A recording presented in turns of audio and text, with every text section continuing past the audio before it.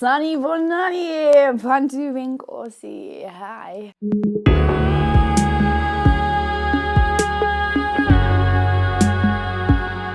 a very long time, but we're back.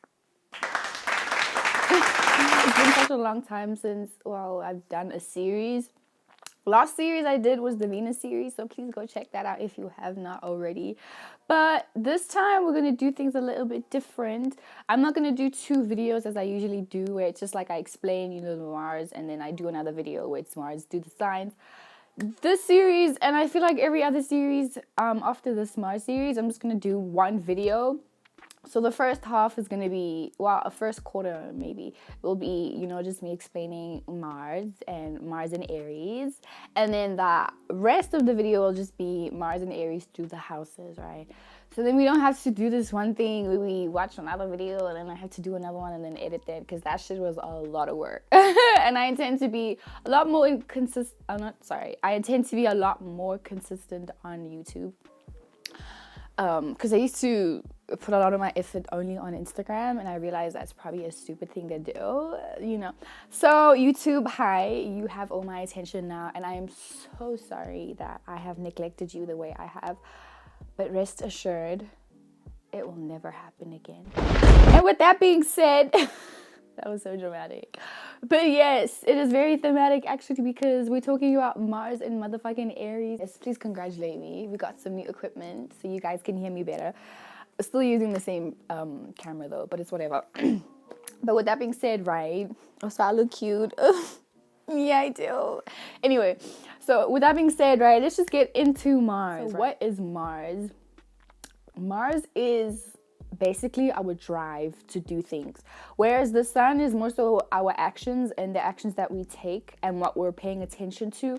Mars is the petrol, the gas, you know what I'm saying, the petrol that fuels our actions, and Mars is the thing that helps us act on things. It's like the willpower that we have to go and do something, because the doing is the sun, but how we're doing it and the intention that's filled behind our actions, like the intention as to why we're doing something, that's Mars, Not so much the reason, like what's the broad reason, because that's more so when we fall into Jupiter, you know what I'm saying? But we're not there yet. Mars is really the intention of why we're doing something. So for example, if I am hungry, right, the intention for me is to not be hungry, so I can fulfill this feeling.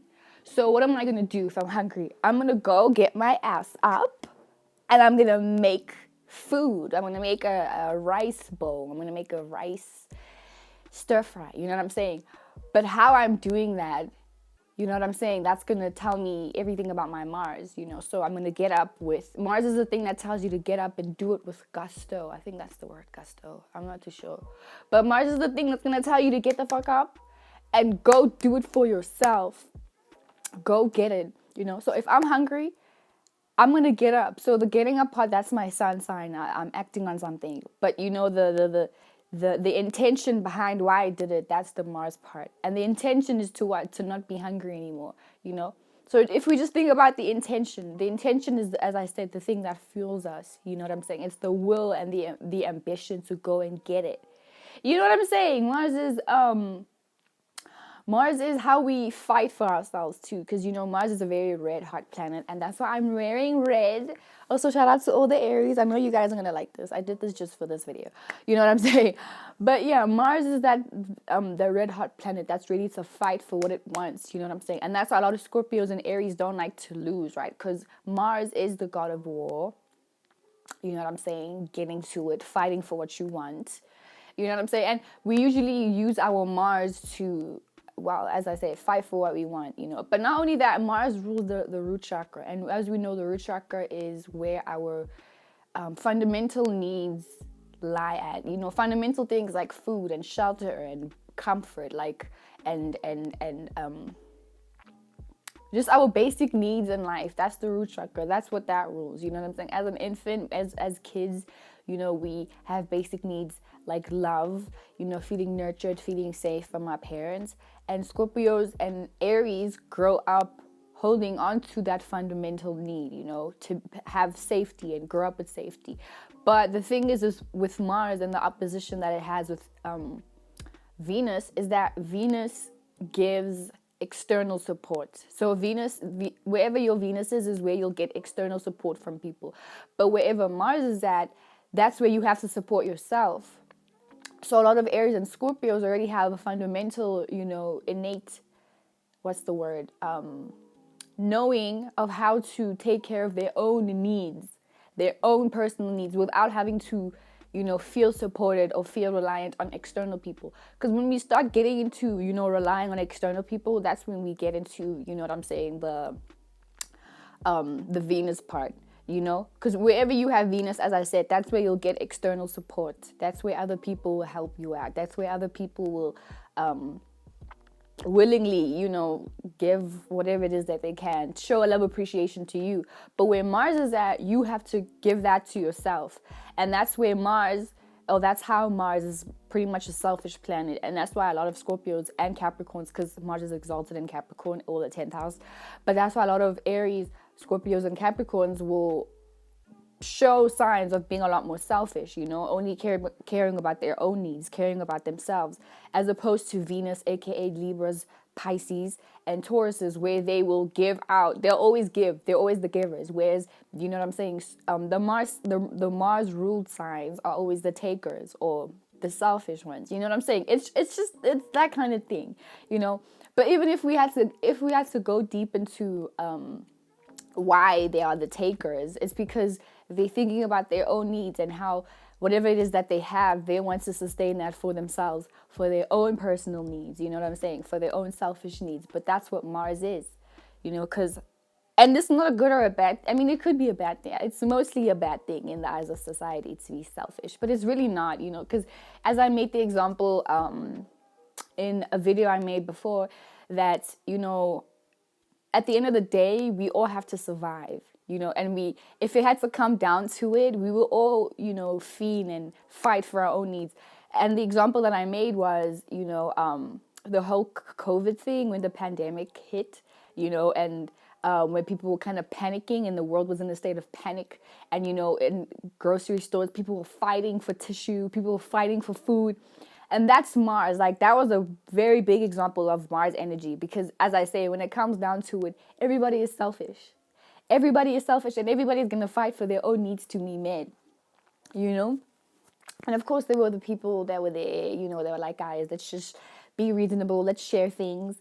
But in those states, in that state, like in that time, like it's kind of difficult to be a lot more giving, because you're still thinking about, I'm gonna need this, like this. And this is how Aries and Scorpios and Capricorns think all the time about anything at all. They thinking, I'm gonna need this, I'm gonna need this next week, I'm gonna need this tomorrow, I'm gonna need these things to survive for myself.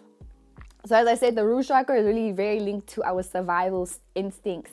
And Mars is basically how we survive, because if you need to survive, you're going to need the intent and the passion and the willpower and the focus, you know what I'm saying, to fight for everything that you need. And Scorpios, Aries, and Capricorns have this, and they understand this innately, you know what I'm saying? So that's Mars, bro. Mars is really just your intention and your willpower, how you're going to do something and how you're going to fight to be the best, or how you're going to fight to get what the fuck you need. Now, if we bring Aries is ruled by the first house, right? The first house is the house of the personality, yourself, your personal interests, your personal affairs, your personal, personal things that are linked to how you view yourself. It's really just the house of self, like I am. This is the self-awareness house. And then it's a cardinal sign. It's a cardinal fire sign. Fire signs, we know, they see and they feel. Seeing meaning they see energy. You know what I'm saying? And most fire signs are full of energy, especially Leos and motherfucking Aries. Especially Aries. Especially Aries, though. Sagittarius is more so on the... They have energy and then they don't. It's just like a fluctuation because of that mutability. All the mutable signs are just, well, up and down. But at least Sagittarius have some energy, But speaking more so about the Aries is the cardinal fire sign.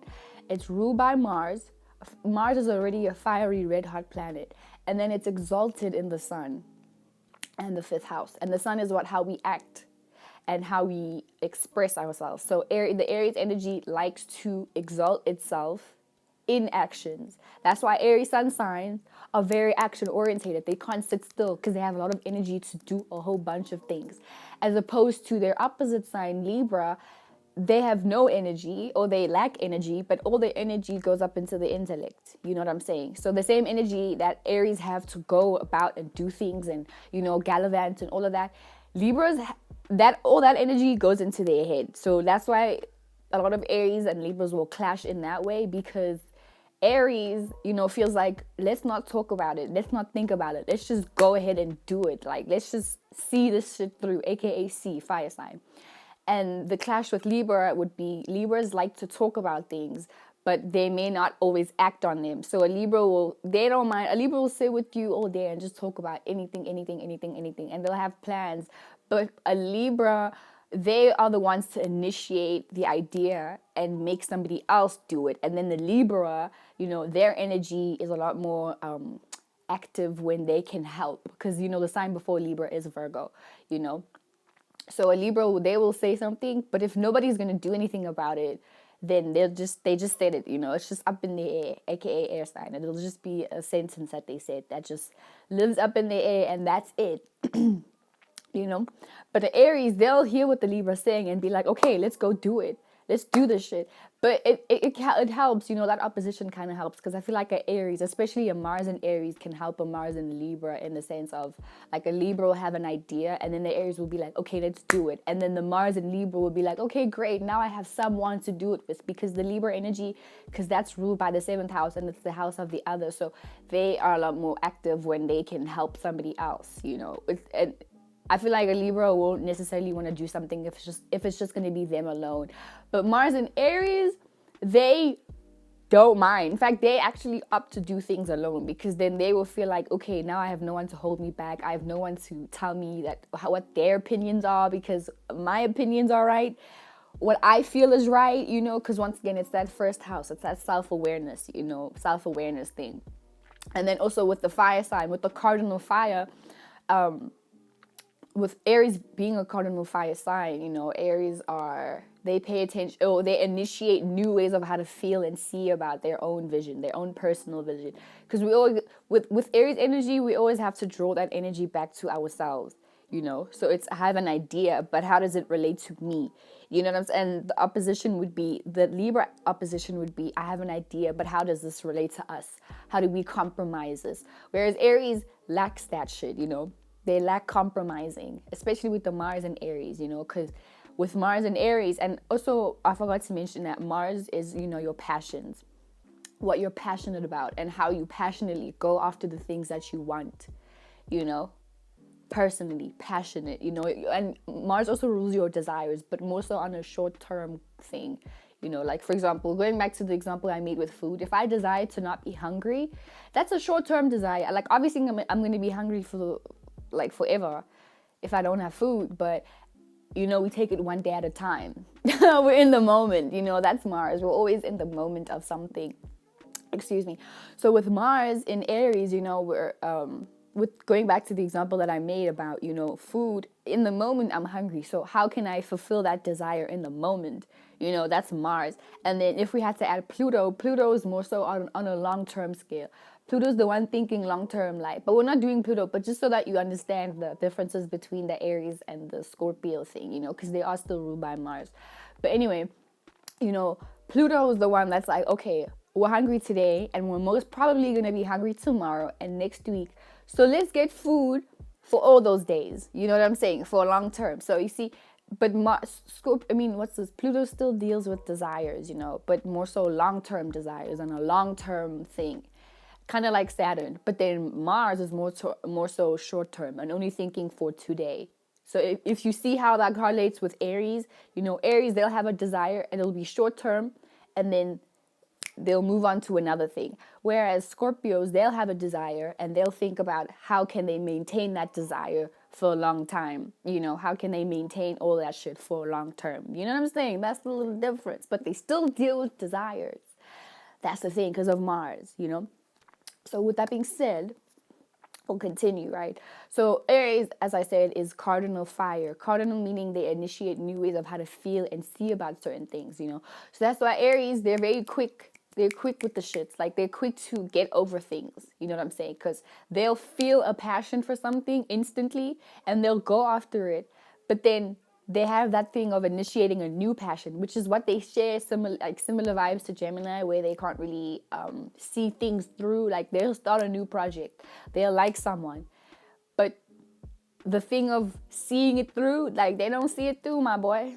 They don't always see it through, my boy, unless they have like, of course, unless you have like some Taurus or some Scorpio, some Taurus, some Scorpio, some Capricorn, or even some Virgo, a little bit, or Leo, you know, because then the Leo helps you ground yourself, and then you can ground your passions, you know what I'm saying, and see that shit through, my boy, and then like always getting bored of the thing, because that's the thing with Aries, especially Mars and Aries, you know. Because you guys will feel passionate about a project and you'll start it, and you have no problem starting things because all the passion happens in the, you know, in the beginning. Same thing with relationships, always the passion in the beginning, you know. And then once that passion starts to fizzle, because here's the thing with Aries is the spark, you know. It's that first initial spark of something, like, ooh, wow, that really excites me. And then Aries likes to stay in that excitement, but obviously, like, you know, feelings change all the time. So when those feelings, when Aries don't, especially Mars and Aries, when they don't feel that passion the same they did in the beginning, then they initiate a new passion. They initiate something new to feel passionate about. You know, they initiate something new to feel and see excitement for. You know, because when we deal with fire signs, we deal with that energy. And if Aries don't feel the same energy that they felt in the beginning, aka the initial awareness, aka the first awareness, you know, then they stop. They completely did that shit. And then they start something new. Because once again, it's cardinal. It's ruled by the first house. It's ruled by Mars, right? And it's a fire sign. So if it doesn't spark their passion and their personal interest anymore, then they move on from it. They did that shit. And then they move on to something else that will spark a passion for them. So Mars and Aries people, you guys have tons of passion. You guys have these guys have so much passion. You guys have a lot of passion to do a bunch of things. It's just the issue comes with seeing it through. You don't see things through all the time. Obviously, unless you have other placements that help you. If you have like a Capricorn moon, then that helps you a lot, because then you have a goal. You have a specific goal for your life. For example, let's say you want to own a bakery store. You'll have the passion to learn how to bake, to learn different recipes. And then the Capricorn moon or Taurus moon, you know, or Scorpio moon, that will help you hold on to that passion, you know, and not be so wishy-washy with this shit, and, you know, be like, okay, I'm bored, I don't want to be a bakery anymore, because I see it's taking too much to do this, or taking too much effort to learn this, or, you know, I'm not so excited about it anymore, you know. Same with relationships too, you know. If you have those Capricorn, Taurus moon, even Venus, even Mercury a little bit, I don't know. But you know what I'm saying? Like, at least you're still grounded with, you know, knowing how to hold in on your passion, and then use your earthiness to, you know what I'm saying, see it through, and to learn how to build with that passion and build passionately. Whereas if you are aired up, if you like have a lot of air signs, if you're a Gemini, if you're an Aquarius, and you have like a lot of air and fire in your chart with this Aries Mars, girl, you are a mess. Which then I would like, obviously I know, listen, trust me, I know Aries placements don't like being told what to do, but it would be wrong of me as an astrologer to not at least suggest things. Not for you, you don't have to do anything you don't want to do, but as I would say, is that if you guys don't like ground yourself in something, like, at least, you know, if you do music, then you can always switch it up, you know. Maybe like you'll start off doing R&B, and then you get bored of R&B. And see, now you have a whole bunch of variety of music taste to, you know, go into, and it's still relating to music. So you still a musician, and you're still doing a whole bunch of music, but then you're changing up the genres, you know. And then you still, I guess you would still have some kind of passion for it, and there's still some kind of change, initiating of a new thing, but at least you're still grounded in knowing that you're making music. And take this example with other things, you know what I'm saying?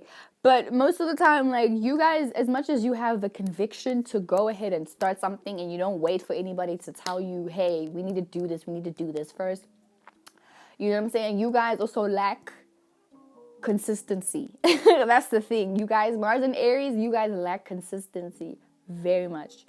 So that's something y'all can learn from the next sign, Mars and Taurus. Even though Mars doesn't do well in Taurus, you know what I'm saying? At least you can learn how to, like, ground your passions. But y'all are passionate. And Mars and Aries, especially Mars and Aries, actually all of them. I was about to say especially Mars and Aries males. But both males and females, you guys have a lot of passion to go and do things. And you can also be very selfish with this placement, because with Mars and Aries, here's what this means. And as I said, before, Aries is ruled by the first house, right? It's also ruled by Mars. So when Mars transits, or when you have a Mars in Aries, you are passionate about your own personal interests. You're passionate about your own personal passions. You're passionate about your own personal goals. You're passionate about your own personality. You're passionate about yourself.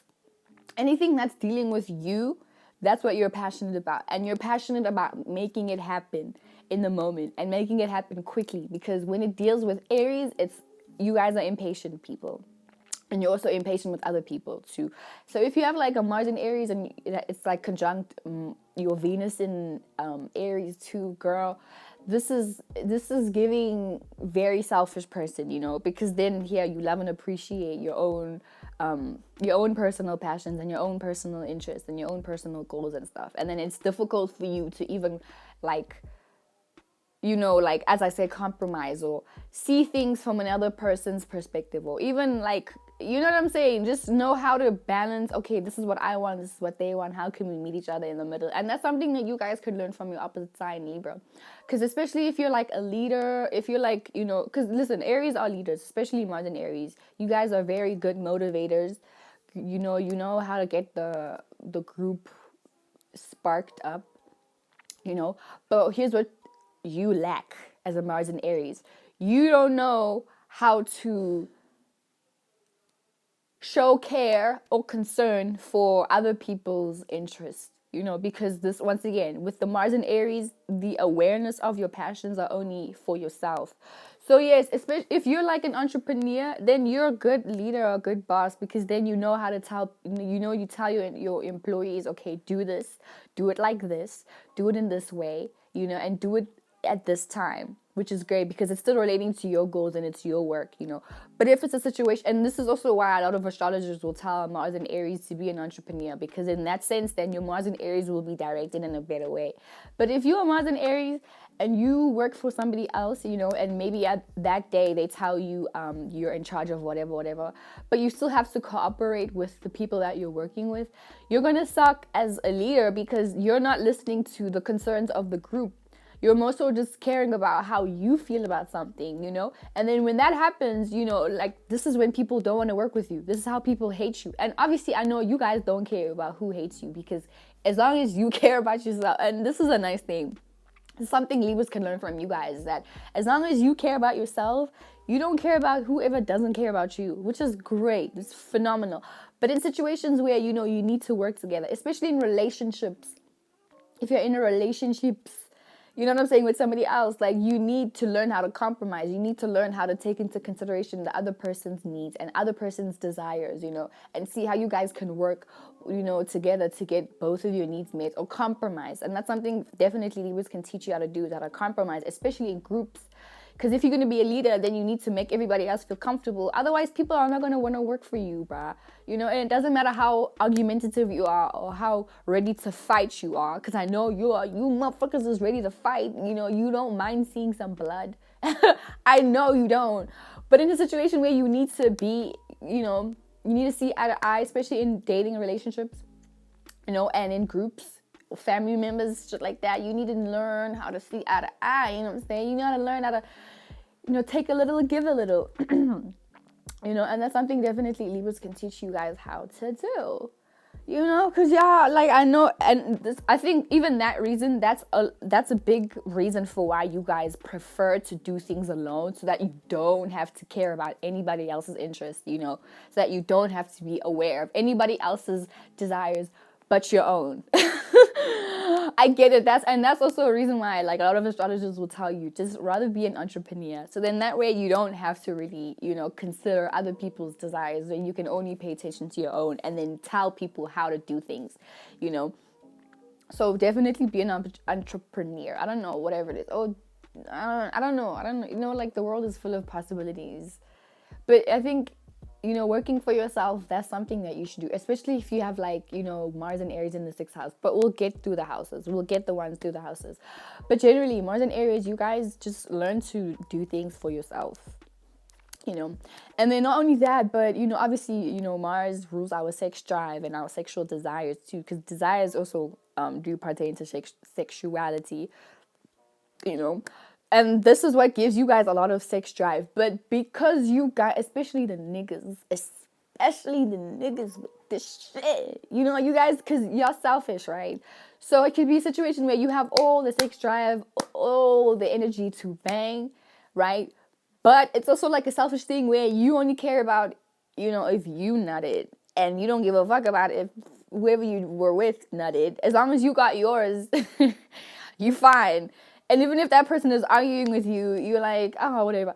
But, you know, here's how to combat this, right? Mars and Aries, if you set them up to, like let's say you're dating a Mars and Aries, and they just got theirs, but they don't care about if you got yours.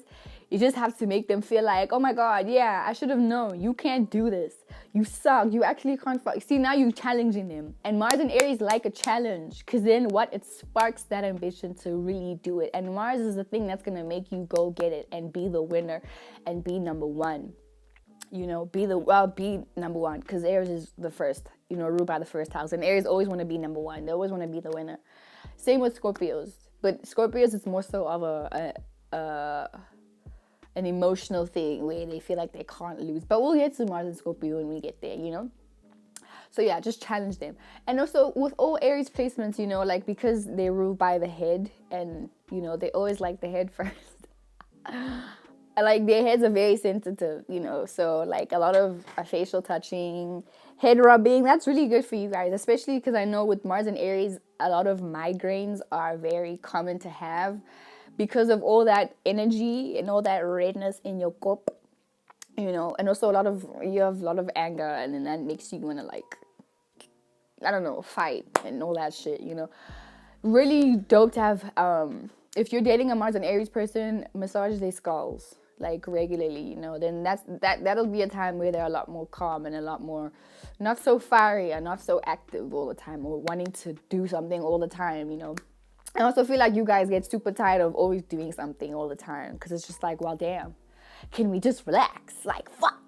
Can we just chill out? Like, damn it, you know.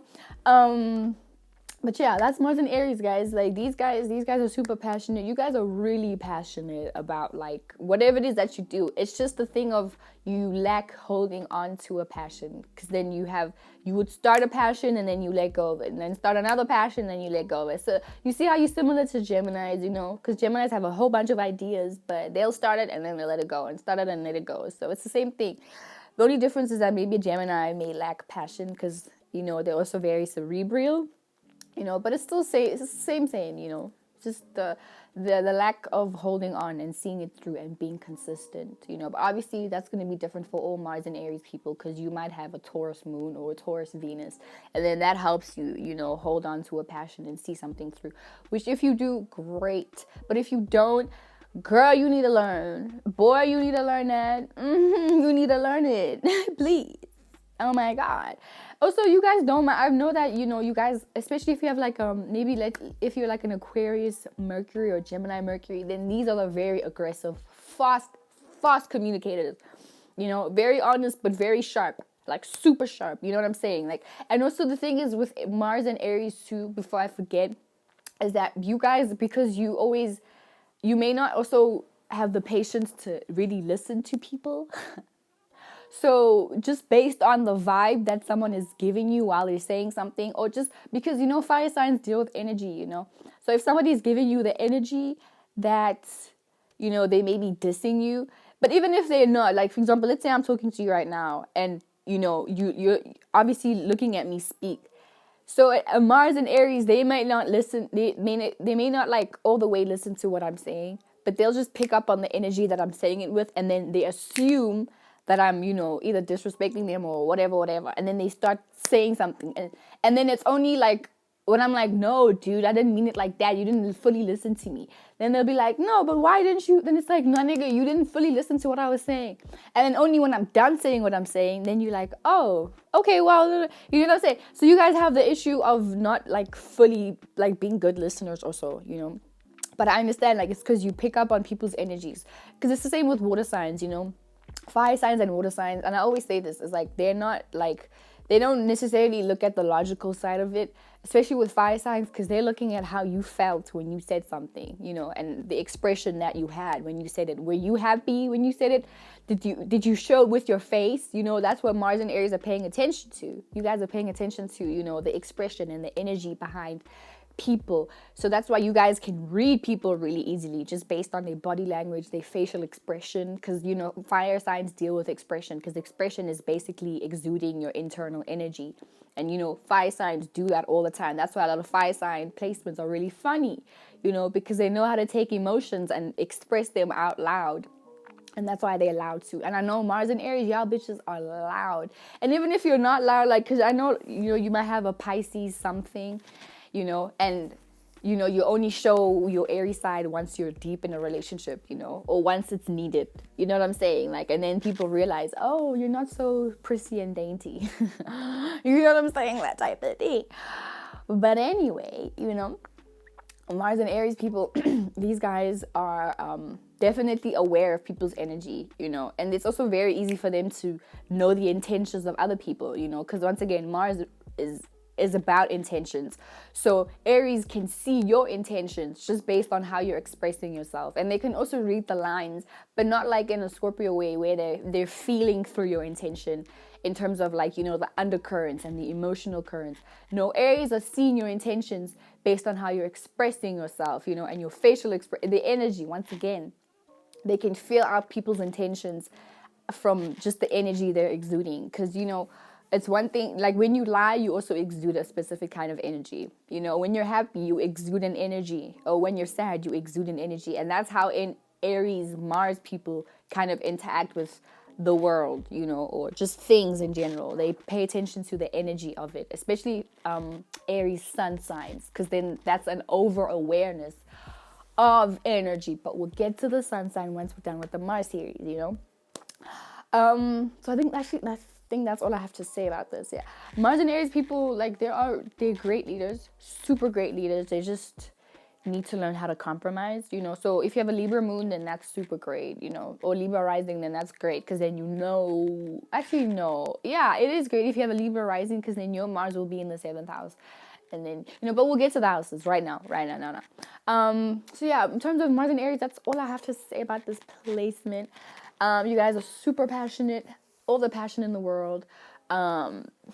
But you just need to learn how to calm down sometimes, because all that energy and all that passion that's the reason why you have headaches, because it's like, it's too much passion. It's a lot of passion, and then it all goes to your head, because Aries is ruled by the 1st house, and the 1st house is your face, you know what I'm saying? So if it's like an overabundance of energy here, it's obviously going to make your head palpitate with headaches, So if you're dating, or you're a mother, or you're the sister of a Mars and Aries, just massage their skulls, and make them wear some blue, headbands, bonnets, scarves, whatever. It's gonna help calm that motherfucking down. You know what I'm saying? But other than that, yeah, we're gonna move on now. We're gonna move on to Mars and Aries through the houses before it gets dark. So Mars and Aries in the 1st house.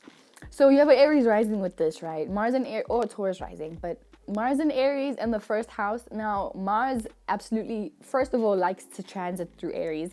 But now if Mars is in your 1st house, then this is even more great. The Mars feels a lot more comfortable and a lot more happy to be in the first house, but this is going to add a double emphasis on the selfish energy, but also on the passion, though, because once again, the first house rules your personal passion, your personality. It's the house of the I am.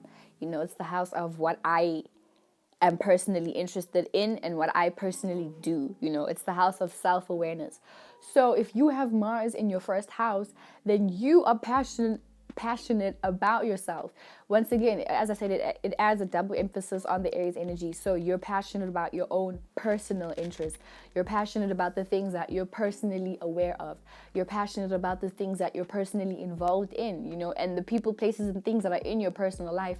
Then you're passionate about helping them with things, because essentially it makes you personally feel good about yourself. You're passionate about getting your own needs met. And when your needs are not met, then you fight for your needs. And you get obnoxious, because one thing about Aries energy, they are annoying. I know, oh my God, I had an Aries best friend like back in high school, and that bitch was fucking annoying when she didn't get her needs met. It's just she didn't stop telling me, like, I want this, I want this, I want this, I want this, I want this, I want this. Give it to me, give it to me. Why won't you give it to me? And then that's when you guys start feeling like, that's when you start feeling like, I'm gonna do this for myself, because clearly you guys are not gonna get my needs met, But still, obviously, in the world, we need people to help us, So if it's a situation where you need to ask somebody to do something for you, then that's when you start asking very aggressively, You like, hey, you don't even ask, you demand. You're like, I want this, give it to me, And that's Mars and Aries in the first house. You guys get very demanding, like extremely demanding.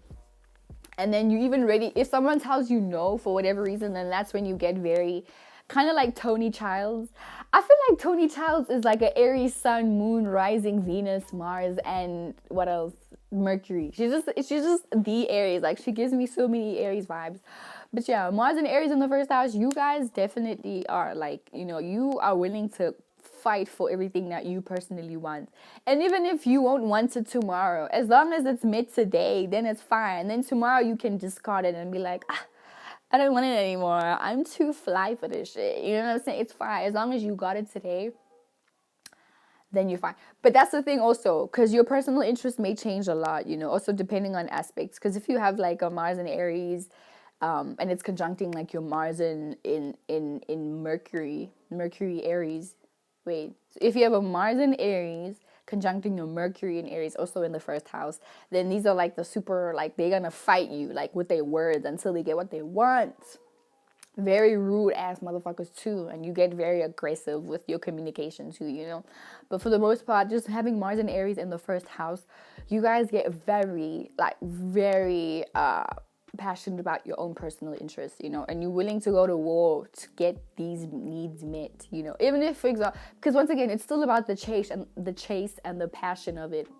So if a Mars and Aries may not, especially if it's like with a person, like if you like a person and like that person doesn't like you back, you like the chase because it's still the spark, and then it gives you the energy to think of new ways to get this person to like you, And the more they run away from you, the more and the more you chase them, then it still fuels you with the passion to think of new ways to get them. You know what I'm saying?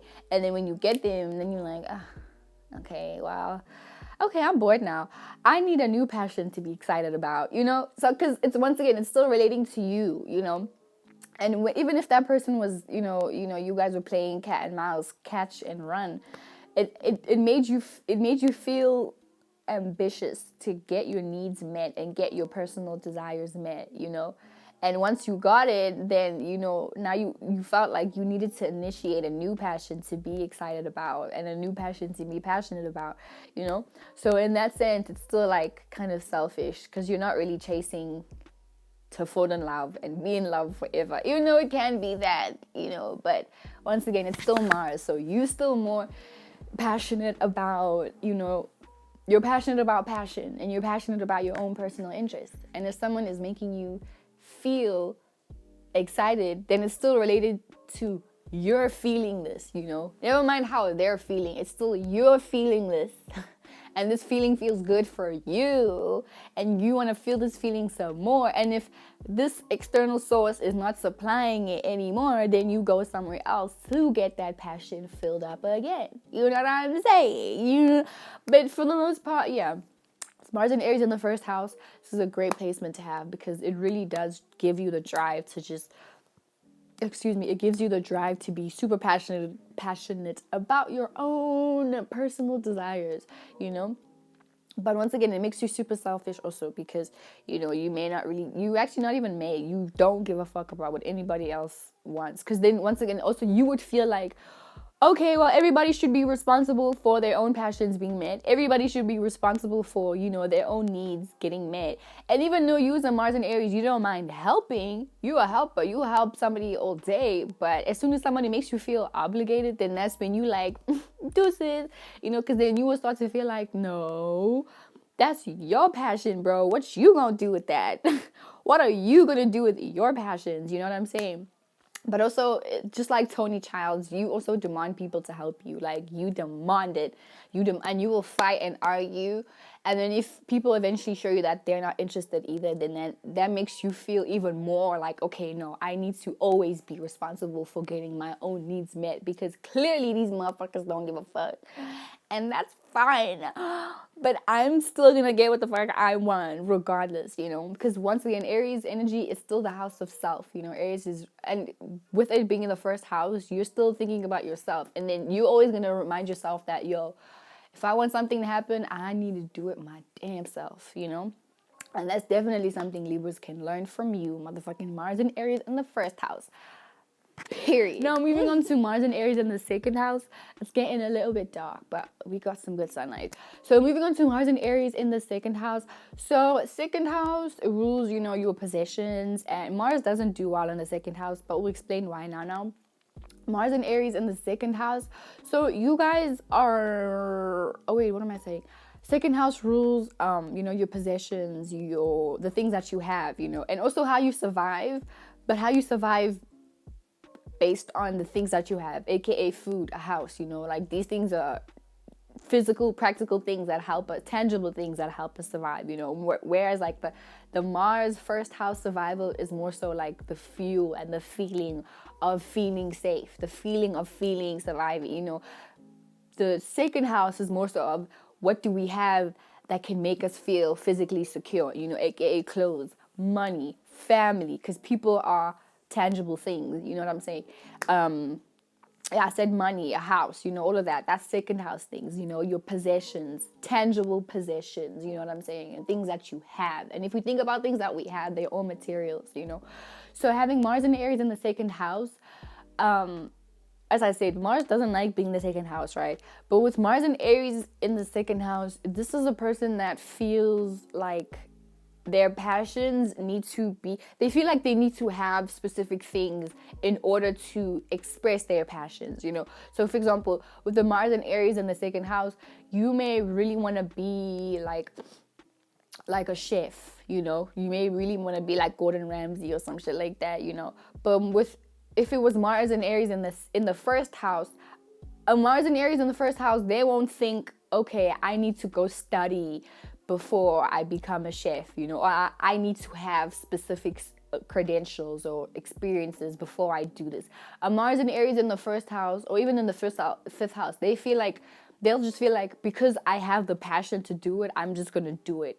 But Mars and Aries in the second house, these are the guys that will opt to get, a degree before they, pursue a specific passion. Because with Mars in the second house, you feel passionate about your possessions, right? And you feel passionate about the things that you have in terms of tangibles, and you feel passionate about the things that you value, right?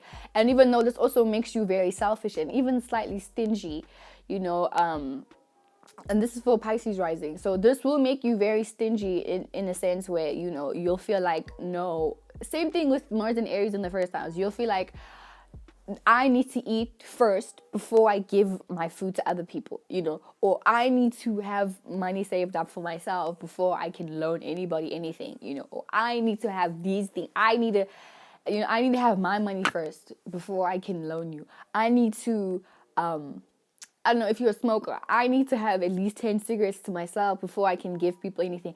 And once again, because it's Aries, it's still going to be selfish, you know what I'm saying? But Aries is giving, but they just need to have it for themselves. They need to survive first before they can help anybody else survive, you know? But even with the example that I had, before about, you feeling like you need to have specific things before you are passionate, it still correlates because you'll feel like, no, in order for me to pursue my passions, I need to have specific things. So in order for me to be a chef, I need to have a degree and then I can be a chef. Or I feel like I need to have, or before I, express a specific passion, I need to have these tools, these tangible tools to help me, so it's not more so acting on just the passion of, or the whim of feeling like, I need to go for it, even though it's still there, because listen, Mars is still in Aries, so you will have passion and it will be impulsive, but you're passionate about, once again, your materials. So you feel like you need to have specific materials and possessions in order to help or assist your passions, which is not necessarily a bad thing, especially in this economy or in this society where a lot of, you need to have education before you need to have this kind of experience before you do a specific job. It's a good and a bad to everything, right? But with Mars and Aries in the second house, you guys are the type to feel like, yeah, you need to have specific credentials first before you proudly express, you know what I'm saying, your passions, But yeah, once, and in terms of like, consuming and spending money, you guys are the quick spenders. Oh my God, you guys spend your money quickly, so quickly. And I feel like you guys are also the type to maybe drop out of school, I feel, because like, once again, you'll have a passion to, once again, maybe you want to be a chef, and then you'll go to chef school, and then you'll realize, oh my God, this is taking forever, and then you just drop out, and then you go do something else, or you feel like, okay, maybe I need to drop out and do something else because this career is not aligning with the excitement that I had when I first started this, it's a very common thing. But also, other than that, like, you guys spend money very quickly, and this is what, for Pisces risings, yeah, you guys spend money very quickly and also very carelessly too, but once again, because it's Aries, it's like you have these quick desires, so then you spend money on your desires only to not even care about them the next day. So it's a little bit like, what's this, like, you need to learn how to spend money wisely, because this is your second house. This is the house of values, and money, and we all value money because it can bring us things that we value.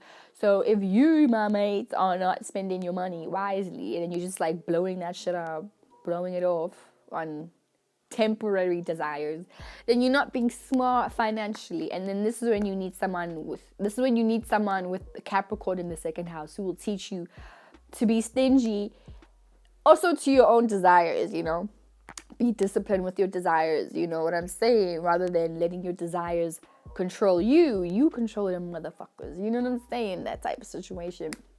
But yeah, Mars and Aries, you guys consume very quickly and you spend very quickly, but you also feel like you need to have specific things in order to support your passions and to support your temporary passions, at least, but yeah, I think with this, I feel like with this, what could you be? Could you be an accountant? No, I don't see you being an accountant with this. I don't know, but whatever it is that you do, just learn to pace yourself, and hopefully, as I say, hopefully you have some Taurus or Capricorn placements, because otherwise it's clipped. So Mars and Aries in the third house. Third house represents your familiarities, your friends, your neighbors, your neighborhood, your environment that you are familiar with, things, information that you're familiar with, people that you're familiar with, your siblings, your friends, because you're familiar with these things because they're in your environment, you know what I'm saying? The grocery store, the garage, gas station, as Americans call it, we call it petrol in South Africa because we follow the UK system, whatever. But all of that, grocery store, because that all falls into your environment, even your parents to a large degree, because you communicate with them, and from a young age we all learn how to communicate, so therefore words become familiar. Even talents, if you do something for a long time, if you learn how to play the guitar for a long time, it becomes something that you're familiar with, and therefore it falls into your third house. Yeah, Mars and Aries in the third house, so this is for the Aquarius rising. So Mars and Aries in the third house, you these are the very harsh communicators, because once again, third house is ruled by Gemini, or it's the house that birthed Gemini, the Gemini constellation. So you guys therefore become very passionate communicators, and you also definitely experience a lot of fighting in your neighborhood. Like if you weren't the one fighting, or people fighting you, or you fighting people, you witnessed, or you were in an environment that was very aggressive, because not only is it Aries in there, but it's also Mars in there. So you definitely experience, some fighting in your neighborhood or in your school. You probably went to a ghetto ass school. Or maybe it wasn't ghetto or nothing like that. Or maybe it was, but you probably went to like a school and you were the one fighting bitches, or you just saw a whole bunch of people fighting. Niggas fighting niggas, bitches fighting niggas, bitches fighting bitches, niggas fighting niggas. You know what I'm saying? Shit like that. You just saw a lot of fights in your neighborhood, or you were involved in those things, or maybe you were involved in a group of people that were like, you were part of the group that was like feared, you know what I'm saying? Like your friends were the aggressive ones, but it was like you guys were the wolves, y'all like were like the pack of wolves, just, running together, helping each other out, but fighting, but always like, you know what I'm saying, loyal to each other. Definitely giving those vibes. Other than that, like you're very aggressive like you're an aggressive communicator. Definitely very aggressive and very straight to the point, like about everything. You're very direct about your intentions when you communicate, but also you appreciate when other people are direct about their intentions when they're communicating with you, because then it saves you the trouble of having to feel through, the sneaky shit and this fake sneaky whatever. It makes you feel like, that'll make you feel like, yeah, now you're saving me the trouble of having to figure out, what your true desires are, other than, so if someone is direct with you, then you appreciate that because you're a direct person, and even though it's very aggressive, especially with the females, because I know, niggas, guys don't like aggressive girls. You as a girl, you don't mind, like you will yell at a dude, you will scream at whoever it is that you need to scream at, because for you, it's also like you appreciate passionate communicators, and you appreciate people who, like people who are very intentful when they communicate. You don't like people who just say things that have no intention, because you may be someone that may not always communicate if it's not necessarily needed, but when you do, it comes across as very aggressive and as though you're always fighting. You're probably someone that you do instigate arguments and fights, or you always sound like you're instigating fights and arguments, and that makes other people feel like either they need to fight you back, or they feel like, oh whoa, okay, I don't wanna interact with you because you seem like you always trying to fight a nigga, like, and I'm just trying to talk to you, especially if it's like gonna be a Mars and Libra in the third house too. They'll feel like, okay, no need to speak to you because you always sound like you're trying to fight somebody. And it may not always be like that for you, but that's just the general energy of Mars and Aries, especially in the third house, where you, even with your siblings, like, because you also may have fought a lot with your siblings too, all that shit that I was saying in the beginning. Like that could be applied with your siblings too, or you may have, you may compete with your siblings a lot of the times, where it's like, no, I'm the best sibling. Oh, you may be like the firstborn. I'm the first. I'm an Aquarius rising, and I also have Aries in my third house, and I know, like, as an Aries third house person, I'm the firstborn, so I took a lot of hits. Not physically, well, physically yes, but like I took a lot of hits from my parents, so that made me tough and a little bit like aggressive. So it's definitely the same with you, where you may be the firstborn of the house. So, you may have grown up obviously in an aggressive environment, or maybe your dad or your mom, your family members were a little bit aggressive with you. So then that made you a little bit feisty, or a lot feisty. So then, when you addressed your younger siblings, because you're a leader, you're you're the firstborn, you're a little bit like more aggressive, you're a little bit more feisty a little bit, So then you also take this out with other people, when you interact with friends and people from the external world, you're a little bit more aggressive, but you're also paying attention to what people are saying, and pay attention to the energy of how people are presenting themselves to you. With Mars and Aries in the first house. But definitely you're a passionate communicator, and you're like whenever you speak, you sound like you're fighting and you sound angry, but I feel, as I always say, like anger and passion really are the same thing. And that's why a lot of fire signs and Scorpios will instigate fights with you just so that they can get some passion, aka anger, out, because that's what they connect to. And you, as a Mars and Aries in the third house, you actually like arguing with people, like especially if it's with your friends, and you and your friends don't always take it seriously because that's just a stupid petty argument, but it's just for fun. Like, you like that kind of shit. You really like that because that's when then you can feel like that's what you're passionate about. You're passionate about talking. But obviously, talking can lead into arguments. So you don't mind arguing. So you guys are probably really good debaters. Or I don't know, you're really good at just getting your point across efficiently and passionately, And that could be really intimidating for some people who are a lot more calm, cool, collected communicators. You know what I'm saying? But for the most part, yeah, you guys are more so passionate about like just communication and even learning. But the thing is like you may get bored with the things that you're learning, especially if who you're learning from doesn't seem interested in what they are teaching. Like if you're at school and that teacher also doesn't seem interested in what they're teaching, then you're not going to be interested in learning that shit because they don't have enthusiasm and they don't have the passion when they're teaching. So you'll connect a lot better with leaders or teachers or even friends, people who just have kind of conviction and a willpower and a passion when they communicate. You know what I'm saying? So yeah, that's the thing with you guys. You guys are passionate communicators and also passionate learners too. But definitely, if you get into a topic that you're super interested in, then you give it your 100% to learn about everything. You know what I'm saying? You'll learn from the first page to the last page, and you'll memorize every word, because you'll be passionate about knowing about shit, even if it's like learning about an instrument too.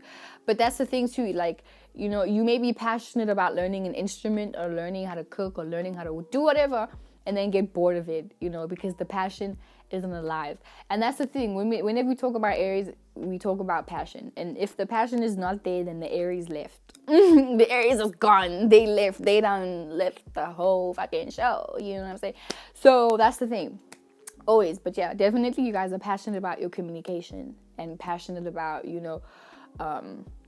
talking, really, and learning and leading your environment, Those are the vibes. Moving on to Mars in Aries in the 4th house for the Capricorn rising. And it's getting dark. Okay, let me try this shit real quick. So yeah, anyway, Mars in Aries in the 4th house, right? So 4th house is your family members, your roots, your childhood, how you feel, like the places that you feel comfortable in because you've emotionally connected to those spaces, not make it too bright. The 4th house rules, as I said, your family members and the people that you have emotionally connected to, aka your family members, your parents, even your siblings, because they do fall part of your family, and just immediate family members that you see regularly, that maybe live close to you. But if you are emotionally connected to them, then they fall part of your 4th house. That's it. That's all. That is it. That's all. That's where it ends. That's where it begins. That's where it ends. So having Mars and Aries in the 4th house, this is not a great placement because first of all, you already have Aries in your 4th house, and that's already shitty because, well, not shitty.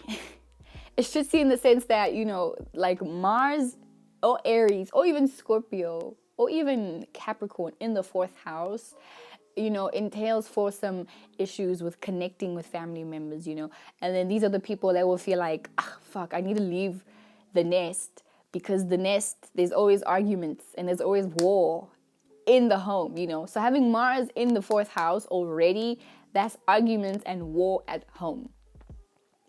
It's war at home, mate. But because it's Aries there, so you probably the type of person to, you'll have opt to have like your own secluded space in the home. So I feel like with people with this placement either have like their room a little bit far away from the house, like the more main parts of the house, like the kitchen and the bathrooms and shit like that, the living room, or if their rooms are like, inside or like closer to everybody else, then everybody knows like, okay, no, like nobody goes into your room, because your room, that's your space, but there's always going to be some kind of themes around, your space just being your space, and nobody comes inside there. Nobody interrupts you, because they know that that's where you are at, because it's always going to be some kind of self. Like, that's where you nurture yourself. But in terms of having Mars and Aries in the fourth house, bruh, you are like one aggressive ass motherfucker, bruh. Because it's similar to having like an Aries moon, where like your reactions are very aggressive. You know what I'm saying? Your actions are very aggressive. But as I said, like, I feel like your reactions would be aggressive because, like, when you were growing up at home, your needs weren't met in a way that you felt comfortable. So then you felt like you always have to fight for what you want, and you always have to fight for your emotional needs to be met. Otherwise, then this takes you through, some feelings where you feel like it's your family's fault. Like, you take out all your emotional frustrations on your family, or maybe your family does this to you. Your family takes out their emotional frustrations on you, and then that makes you feel like you can't depend on anybody to make you feel comfortable. So therefore, you have to take it upon yourself, to feel comfortable. Take it upon yourself to fight for your emotional needs to be met. Even if that means being the most selfish person ever, because this definitely will make you selfish, But once again, because Mars falls in the fourth house. Mars does not like to be in the fourth house at all. In the second house, the fourth house, or the seventh house at all, So with Mars in the fourth house, like, this makes you someone who's actually very aggressive with this. My dad has this shit, but it's in Sagittarius, so it happens like if you have a bad day, and this you'll learn this, especially if you have a family. Like, if you are the person with Mars in the fourth house, and you go to work and you have a bad day at work, and you decide to come home and take it out on everybody, and it's just like, then the family members are looking at you like, I wonder, like, what happened? Like, what happened? And, it's a situation where you'll feel like everybody should give a fuck about how you felt, but you don't have to give a fuck about how anybody else feels, because once again, it's Aries and it's selfish. So you don't really, care to compromise your mood to make everybody else feel comfortable. If you're in a bad mood, you take that out on anybody that you're emotionally close to, anybody who's at home. And you make them feel that, and you ruin people's mood. And it's just like, my brother, why are you doing that? Why are you doing that? What happened to you? But that's just what it is. And that's why Mars doesn't like to be in the fourth house, because now you get to be passionate about, on a better end, it doesn't have to be just like, fighting your family members. It could also just be like, you don't mind fighting for your family members. You're the one, making sure that everybody at home is fed and well taken care of and well nurtured. You know what I'm saying? And you're the one who's like the leader of the family, and you're the one who's, leading the family. You know what I'm saying? It could be that shit too, But that's more so on the positive end, where you're the one fighting for your family members. You're the one. If one of your family members, needed a kidney, you would be the one taking it upon yourself to make sure that family member has a kidney like tomorrow. You know what I'm saying? Like, you would have that ambition to do that, But the negative part is you throw your emotional weight on everybody that's part of, like, that's close to you, which also makes it difficult to be close to you. No lie, bro. I'm going to tell it to you. It makes it difficult to be close to you, because now it's always like a situation where either you always feel like personally attacked, and you also always take things personal. I've noticed with this placement, you take things very personally too, So if somebody says also no to you, or if somebody denies you of a desire that you have, then you take it personally, and then you start feeling like, you guys hate me. Oh, you motherfuckers don't want to see me shine. You see, then you start becoming Riley from Boondocks. Like, nigga, you just hating, feel me? That's why you ain't never gonna have no paper, ain't never gonna have no bitches, feel me? But same shit like that. You become like that, because once again, you get selfish, and you also feel like, everybody in your family should always care about your needs all the time, no matter what. Even if they are like, in pain or whatever it is that they're going through, you feel like they should drop everything and just pay attention to you. And that's why Mars and, Mars in the fourth house is like a bad place, a bad placement, not a bad placement, but a difficult placement, especially for Mars, because now you're passionate about your own emotions and your own emotional well-being and the family, and Mars doesn't want to pay attention or be passionate about family.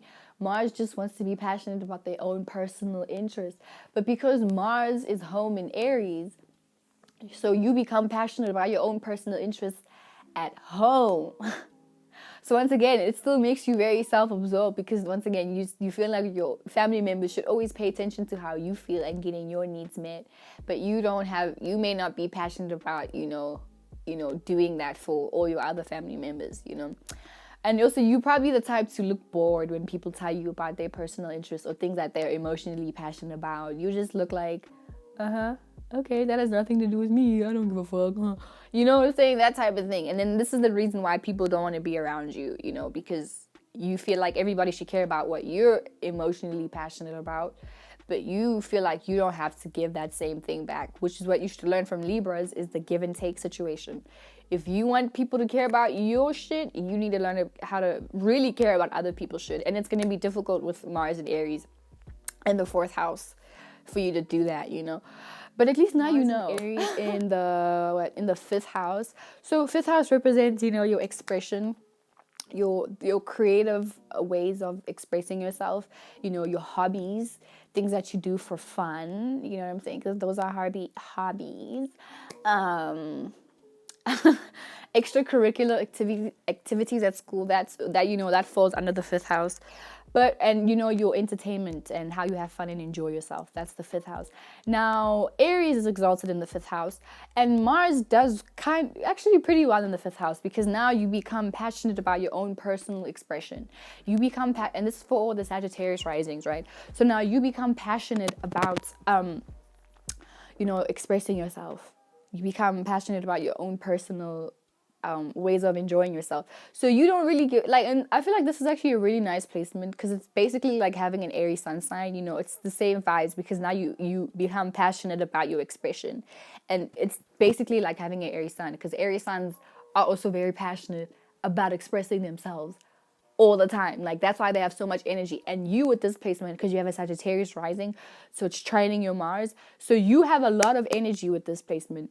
So much energy to express yourself, and I don't doubt that you are the most hilarious person ever. You are the life of the party, of the room, but it becomes a little bit like annoying also sometimes, because it's like, dude, okay, you have all this passion, but you may be around other people who are like maybe Taurus, Cancer, Libra, Pisces, who don't have all the passion in the world, and they need time to recharge, but you never really need time to recharge because you're always on. Like, you're always on all the time. Like, even when you sleep, you wake up and you are ready to groove and dance. Like, but that's a nice thing, because once again, you know how to uplift the mood, especially with your friends who are a little bit more melancholy and they need some upliftment.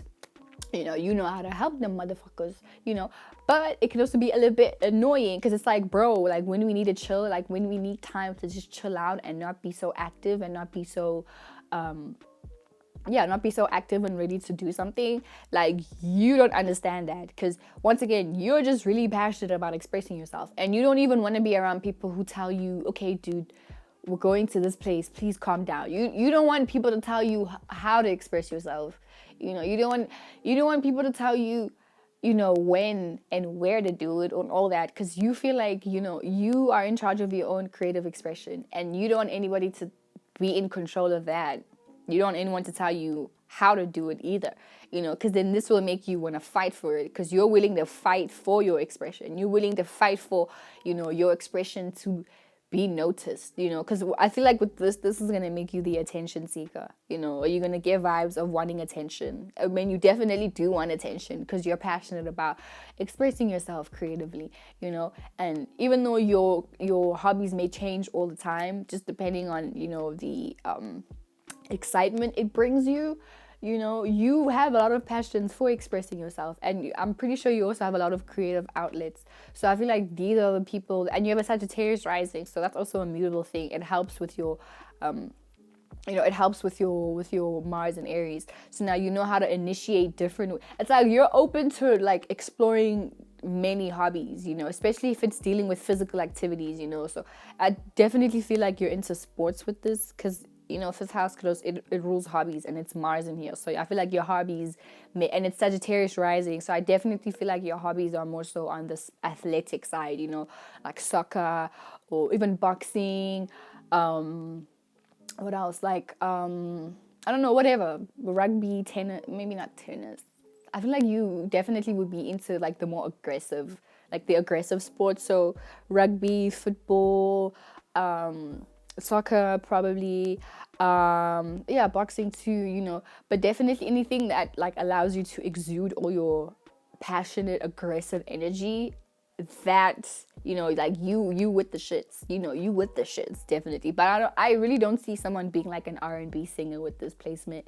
I definitely don't. I really don't.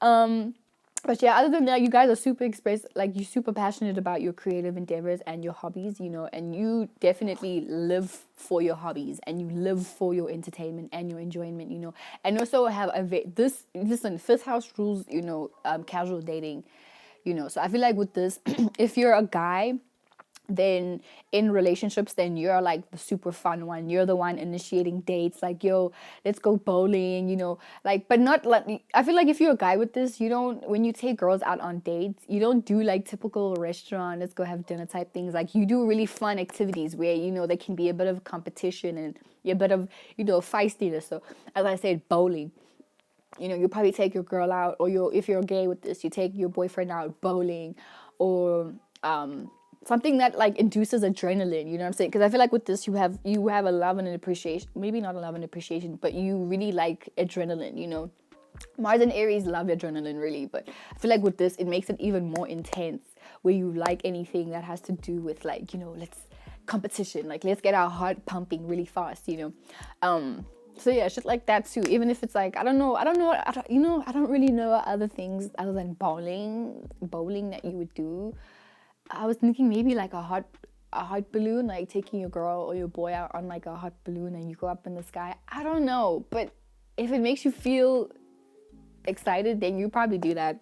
And then with the women who have this placement, I feel like you guys are into guys who are gonna, like you would be the girl who you would probably reject the guy who wants to do like casual things, like let's go watch a movie or shit like that, because you will feel like, what the fuck, like I have all this energy, let's do something with it, but with that, both males and females with this have a very high sex drive, definitely, definitely, and I also feel like you also have a lot of exes with this placement, because the fifth house does rule casual dating, and like light-hearted dates and stuff like that. So I feel like you, with the Mars and Aries in the fifth house, you are somebody that you probably have a lot of exes, or a lot of ex situationships where it didn't work out because that person was boring you, but you're definitely passionate about the excitement of a new relationship, which is why you have so many of these relationships, and that's why you drop all of them, because eventually they all get boring, or you get bored because like the initial spark isn't there anymore, so then you're like,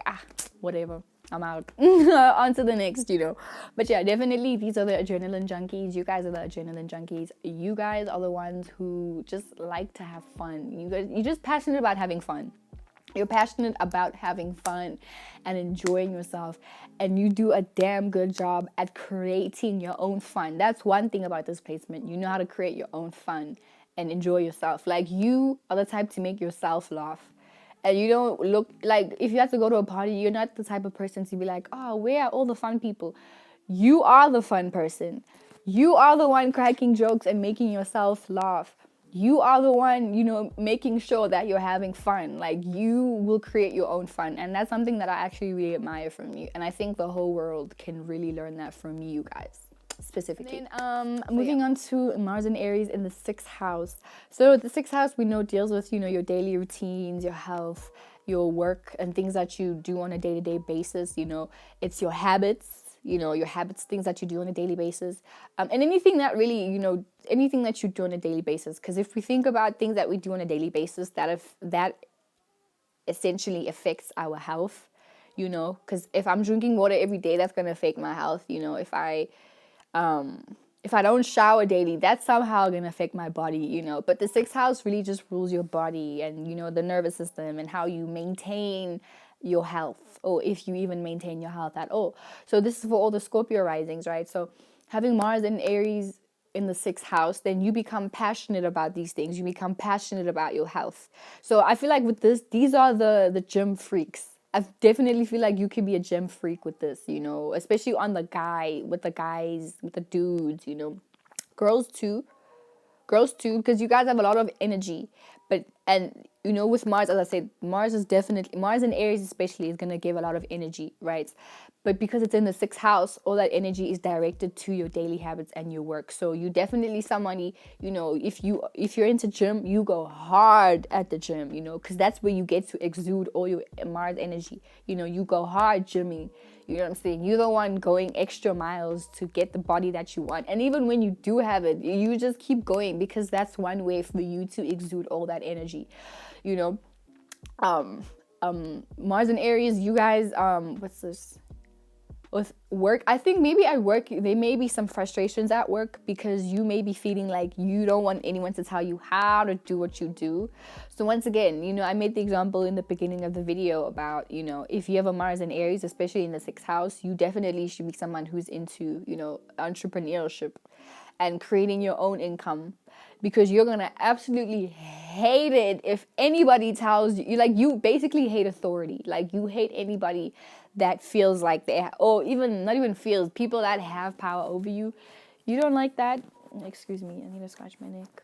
I know you're gonna feel this, but you already feel like, no ways, like, you know, like, I should have full control over the tasks that I handle on a daily basis.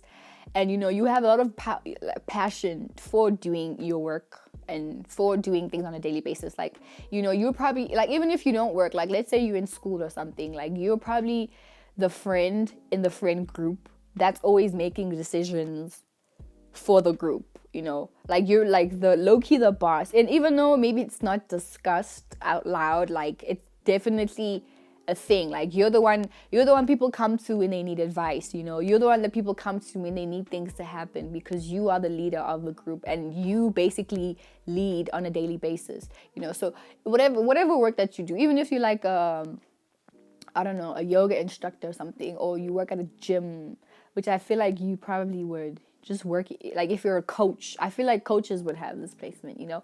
Or whatever it is that you do, like, you are always the leader on a daily basis, and your work always entails for you to be in, like, direction, you know. You it's like your work entails for you to be a leader in many ways, you know. Even if you're into fashion, like, maybe you're like the top model or something, and, you know, all the other models come to you and ask you questions like, dude, how do I catwalk? How do I, you know what I'm saying? How do I take photos? What are really good angles? And then, so in that way, then you know how to direct people and tell people what to do, which is definitely something that you enjoy doing. You love telling people what to do. You absolutely love it, you know? So yeah, I feel like that's it with Mars and Aries in the sixth house, you know. But definitely you passionate about your daily habits, you know. And I don't feel like Mars and Aries, you don't, like, you're not so particular about what you eat. I don't know, my lights are doing crazy things right now. Anyway, sorry, but I feel like you're not necessarily particular with what you eat, because you eat whatever it is that you want, and you hate when people tell you what to eat. Like, especially if you're around a Virgo like me, and I'm telling you, bro, what you're eating now is not healthy for you, you are going to hate the fact that I even opened my mouth to fix a sentence, to tell you what to do with your body. Because you're going to feel like, no, this is my body. I do what I want with my body. And you have your own body, so you can do whatever you want with your body. You know what I'm saying? But you wouldn't mind, like, if the roles were swapped, and you saw me eating something, like, kind of disgusting, like, I don't know, whatever it is that I'm eating, you wouldn't mind telling me, like, yo, Tano, bruh, that shit is nasty. Like, you really fucking up your body and shit like that, you know? But then again, you also get other Aries that also feel like, well, I don't care about what people do with their bodies. Like, that's none of my business. You know, so it goes either way. But either way, Mars and Aries in the sixth house, people, they hate being told what to do. in terms of, their body. Don't tell them what to do with their bodies. Don't tell them what to do with, their work. So yeah, guys, you guys would be really great entrepreneurs with this placement. And even like, I feel like you also be like a good health coach, because then that's also a form of telling people what to do and being a leader, because you're leading people into better health, and that's, all falls in the sixth house. But yeah, it can be anyway. Moving on to Mars and Aries in the seventh house. So the seventh house, we know, rules, your relationships, how you interact with people on a one-on-one basis, your partnerships in terms of work too, just really how you communicate with people on a one-on-one basis, not like social media on a group. This is more so like, DM type of vibes, like how you communicate in that sense. And having Mars here, I have this placement also, but it's in Aries. So this is for all the Libra risings. So having Mars and Aries in the seventh house, this is not so great for dating relationships, because you'll definitely encounter a lot of competition within your relationships or within your interactions. This is definitely, with this placement, you always kind of feel like you need to compete with anybody that you're with. So this also, on the negative end, it makes you someone that always, especially with your friends, you'll always feel like, no, my friends can't be better than me in whatever it is, even if it's like looks, my friends can't look better than me. And you'll feel a lot of hatred and anger when your friends or your partner has things that you don't have. It's so messed up, but this is why Mars does not do well here in the seventh house. But yeah, you just encounter a lot of frustrations and anger, and kind of head bumping when it comes to your relationships, because there's always going to be a situation where you feel like you're competing against each other, or it could be a situation where you feel like, you need to be better than your partner, and then that also creates this, back and forth situation where you guys may always clash and fight, because you're not really working with each other, then you work against each other even when you're together, so it's weird. But also with this, it's like you're passionate about relationships, right? You feel very passionate about relationships, but it's more so like feeling passionate about getting your needs met in a relationship. So it's still, there's a selfish quality there, because it's still Aries and it's still Mars, but now it's in the seventh house of relationships, of one-on-one relating. You know what I'm saying? So it's a situation where you feel like you need to get your desires met in relationships, or you feel like the way that you view the relationship to be, that's how the next person should like interact. It's kind of like you, like with Mars and Aries in the seventh house, you'll be the leader of the relationship. So then in the sense, like you may actually suck at dating. Or you may attract these kind of people, it doesn't have to just be you. Like you may attract people who suck at dating, who only date you just so that they can control your actions. Or you only date people, and then when you start dating people, you control their actions. You feel like you need to control, the actions that you do, because once again, it'll be a situation where you feel like the both of you will be competing with other people, or you will be competing with your partner, But either way, in that sense, it's like still a selfish thing, because you're like, I guess, getting selfish. Like, listen, in a relationship, you can't really be selfish. You have to compromise, which is why Libra does exceptionally well in the seventh house, because Libra knows how to compromise and how to give and take. But Aries doesn't know how to give and take, because they more so give, and then when they take, and then when they give, it's like a little bit, but then they see that as a lot. Like, I gave you a hug today, you should buy me a house. The fuck? You know what I'm saying? That situation, And with Mars there, if your needs aren't met in that relationship,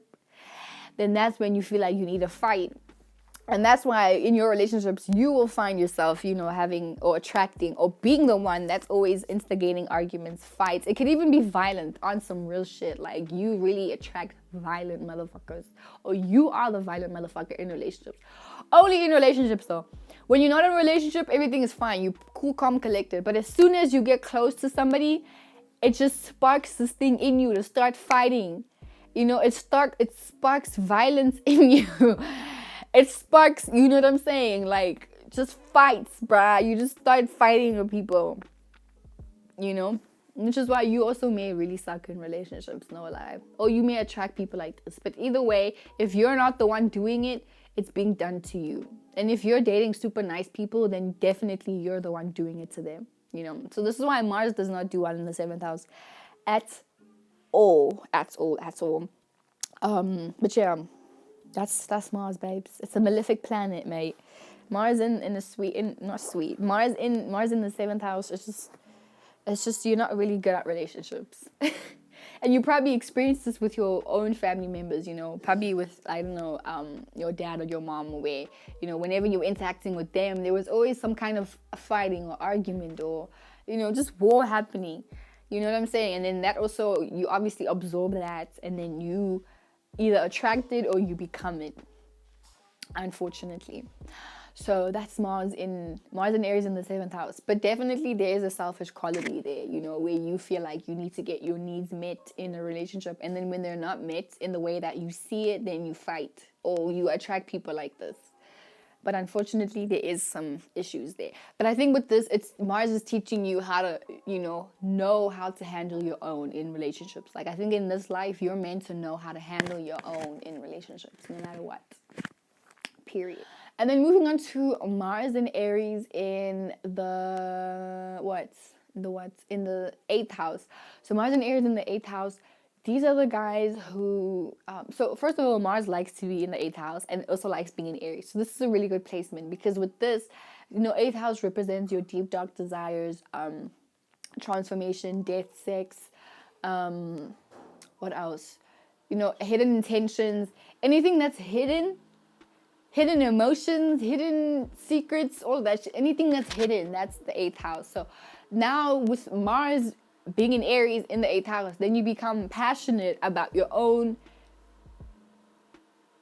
hidden passions, like your own hidden desires too. You become passionate about finding out about other people's hidden agendas. Because it's one thing, you know how to hide your own agenda. You know how to hide your own shit, your own agendas, but you're also passionate about like feeling through the hidden secrets and the hidden intentions of other people.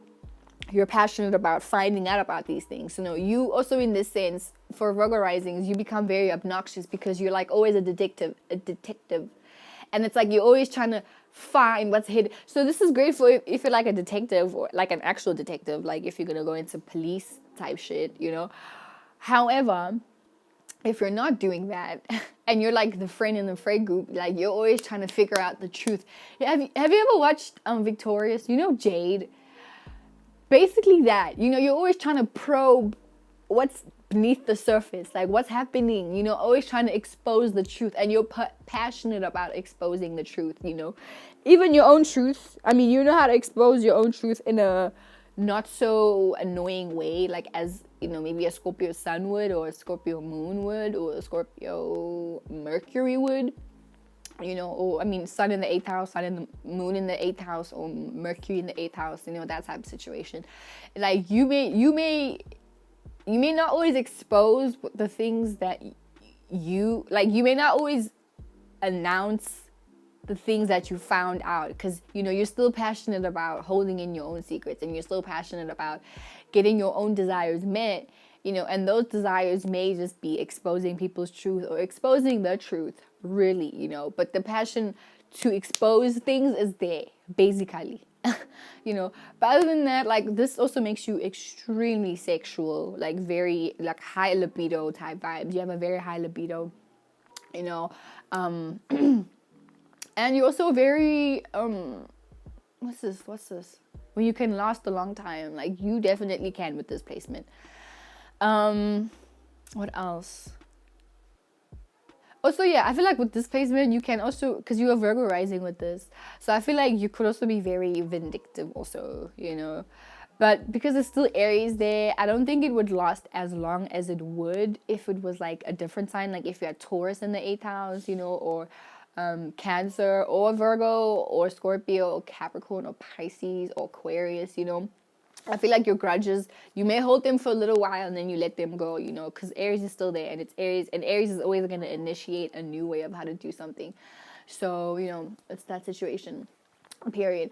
But you guys are definitely very passionate about, having your hidden desires met, and manipulating to get them met. You know what I'm saying? And you don't have any problem using your sexual energy to do what you need to do, and do it like it's your B-day. You know what I'm saying? That type of thing. So yeah, that's Mars and Aries in the 8th house. Moving on to Mars and Aries in the 9th house.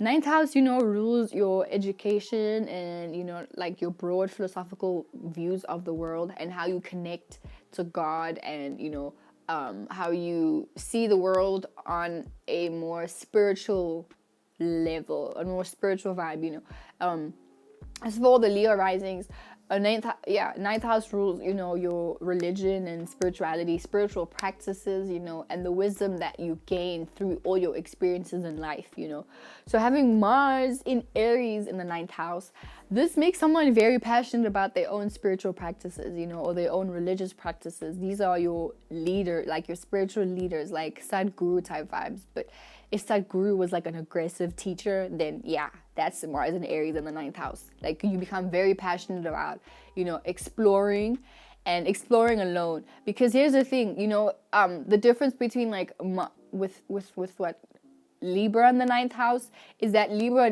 doesn't necessarily mind listening to all perspectives of people and listening to what other people's beliefs are. But Mars and Aries, they don't care to listen to what you believe, because they're so rooted and they're so rooted in their own beliefs and their own spiritual systems that they don't even have the patience to sit there and listen to you, because they're passionate and they're willing to fight for their own spiritual practices and their own spiritual their own spiritual beliefs to be made.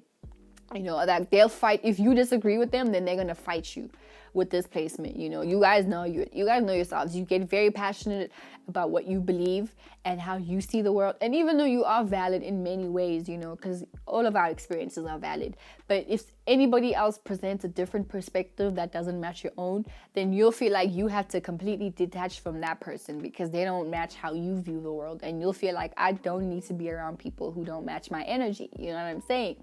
But yeah, with this placement, you become very selfish very overprotective over your own spiritual practices and the way that you connect with God and spirituality and religion and all that shit, and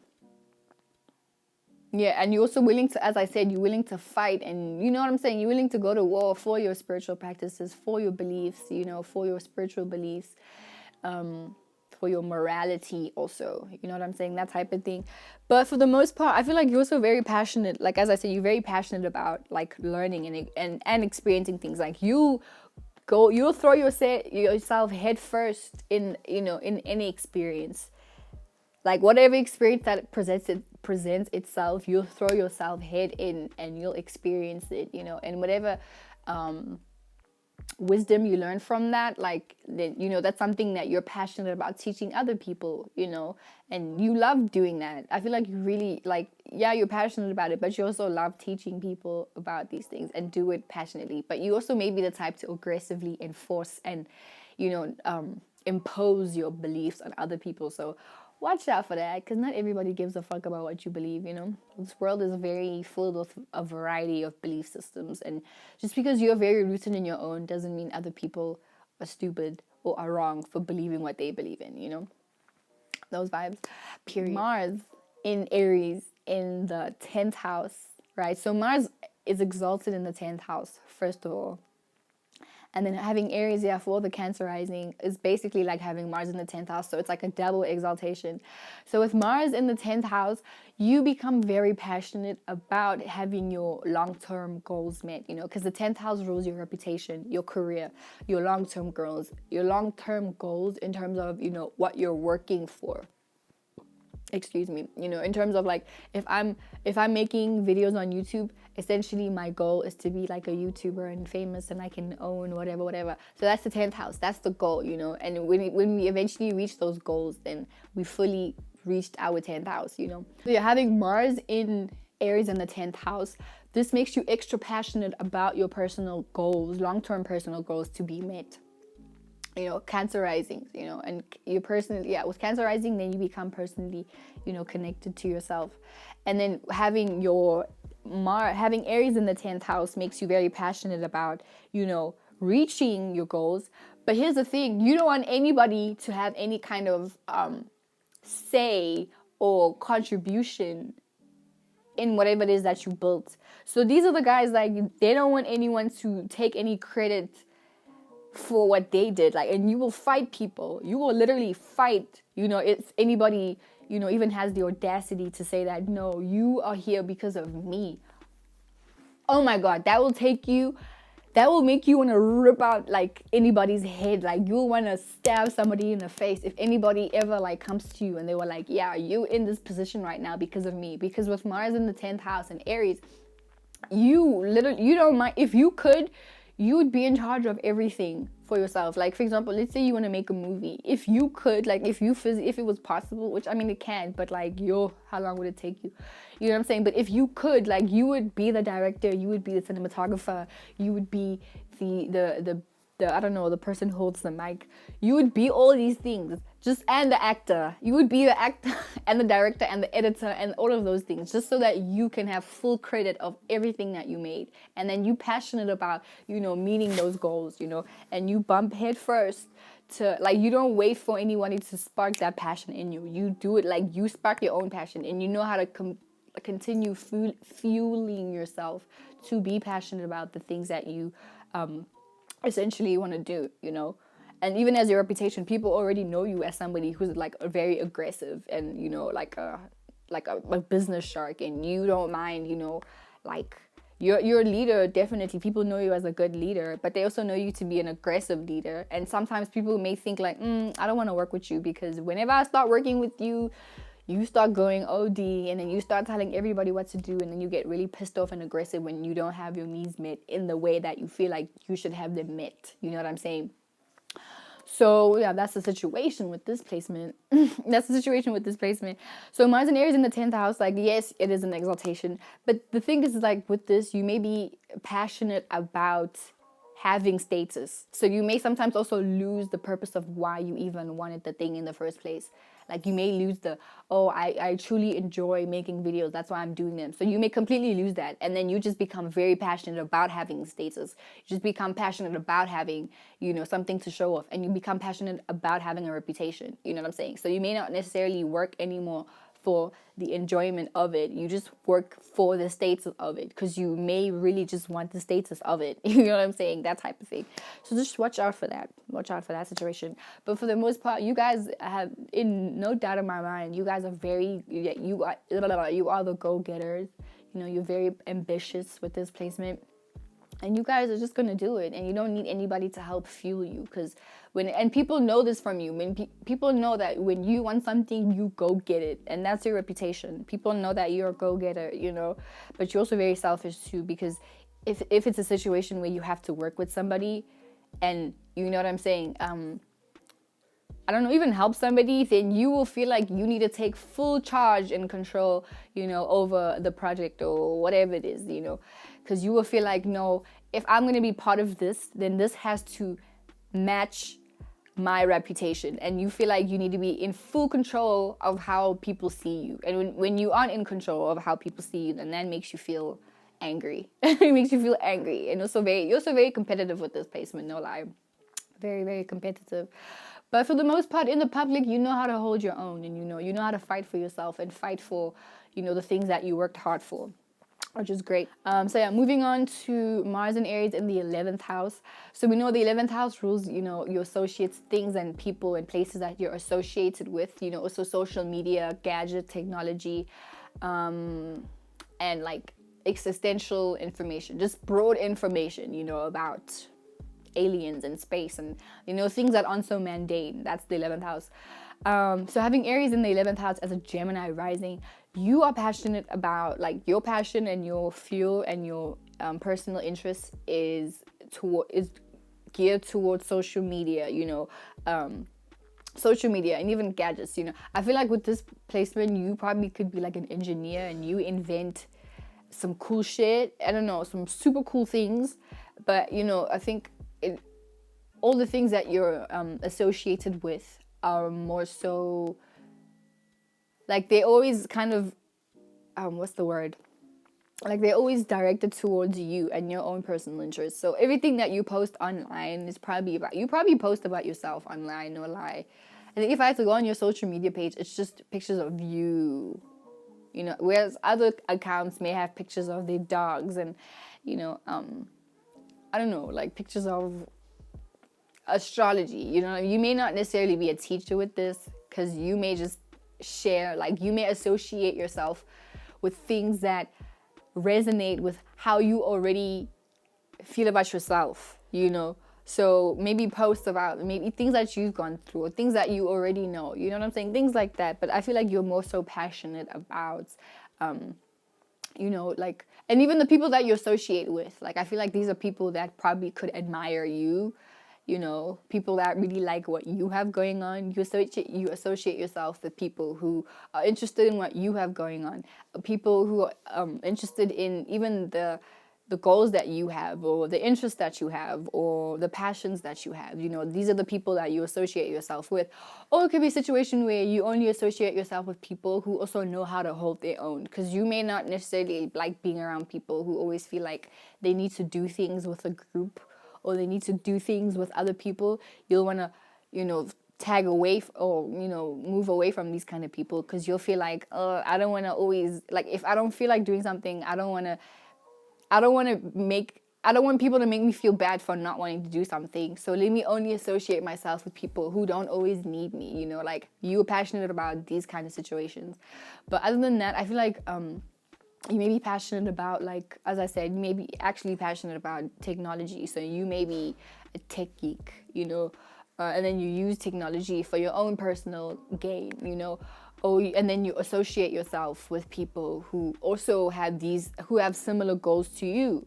You know what I'm saying? This could be about anything. This could be for anything. Like, maybe you invent like a video game, and the video game is, I don't know, whatever it is. But I'm not into video games, but you know, you could be into video games, and then you associate yourself with other people who, you know, will jump on your wave. So it's like you are the leader in your associates. You know, especially in groups of people, like you know how to lead groups of people, masses and groups of people, you know, and you know how to do this because you have your own personal goals, and you'll have a goal and you'll know how to tell each and every member of the group what to do in order to get the goal met. You know what I'm saying? So once again, it's like I said, you associate yourself with people who are interested in what you have going on, which is pretty cool though, you know, because once again, I feel like you could also be a good cult leader with this, you know, if you were into that kind of thing, especially if you have like your 11th house lord in the 8th house, you know, it could be a situation like that. I don't know.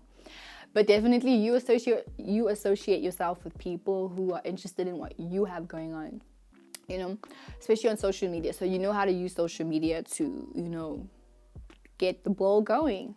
And you're probably very passionate about being on social media too, you know.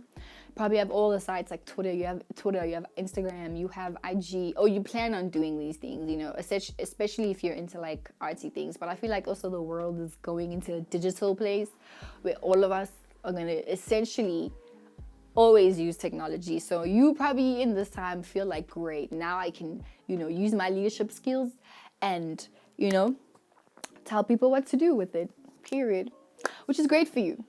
And then, yeah, that's it. And not least, we have Mars and Aries in the 12th house for all my Taurus risings. Yeah, Mars and Aries in the 12th house for all my Taurus risings.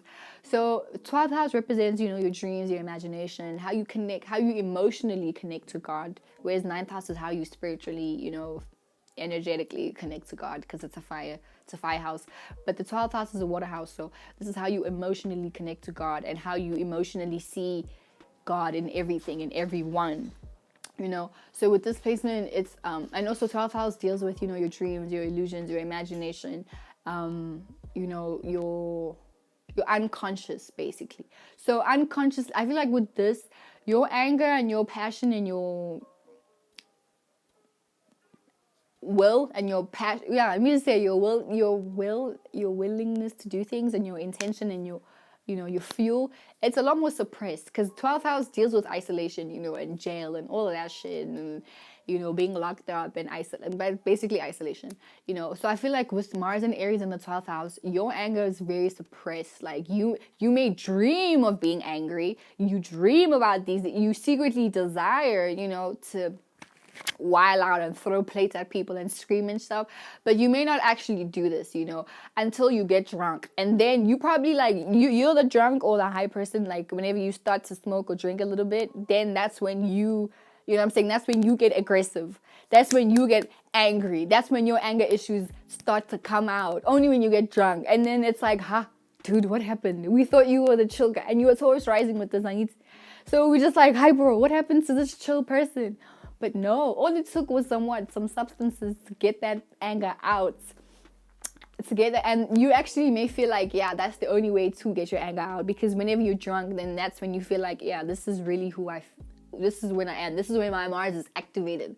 And then it makes you feel good to finally get it out, you know. But definitely when you're drunk, you become that angry drunk, bro. We become that angry drunk, and then people just don't know like what happened, because we thought you were chill, bro. We thought you were okay, but no. It was just hidden. That anger was hidden. You know what I'm saying? That type of thing. But yeah, definitely Mars in Aries in the 12th house, like all of you also maybe very, not maybe, but you're also very passionate about, you know, the dreams that you have. I feel like you're passionate about expressing yourself, but you don't always, because it's hidden. That passion is always hidden, you know. So unfortunately, you may always feel like you need to, you know, get on some kind of substances to release all of that anger and all that passion out, you know. But definitely it's suppressed. Oh, it is suppressed. And I know, baby, I know. But other than that, yeah, you just maybe a very passionate, like you definitely someone that wants to see your goals be met, like your secret goals be met, because you may be someone that doesn't always speak about what it is that you're passionate about, because that's hidden. You don't always tell people what it is that you're passionate about until only later when they find out, like, oh, maybe you'll tell it when you're drunk, you know. But yeah, for the most part, you may be someone that's here about your passion. You don't really tell people because you don't really want to tell people about your passions, which is great, you know. But yeah, guys, just, you know, I don't want to tell you to chill out with the alcohol, because I feel like that's a really nice release for you, because, you know, you bottle up all this anger. It's bottled, and then as soon as you take a shot, then you're like, yes, Super Saiyan, like you turn into Super Saiyan, bruh. Da, da, da. You know what I'm saying? All that type of shit. What else do I have to say about this placement? Yeah, that's actually it. That's all I want to say about this placement. Guys, I just wanted to mention that with Mars and Aries in the 12th house, you could also be your passions and your aggressive expression is what's suppressed. So when you are sleeping, then you may dream about fights a lot because you suppress this side of you. Or this is what comes out when you are on substances, you know, your aggressive side. But anyway, guys, I hope you enjoyed this video. Next video, we're going to do Mars in Taurus. And stay tuned. And also follow my Instagram if you like a reading from me. Book a reading from me, because they've always been open. So book a reading from me if you want a reading. And yeah, we'll see you in my next video. Period.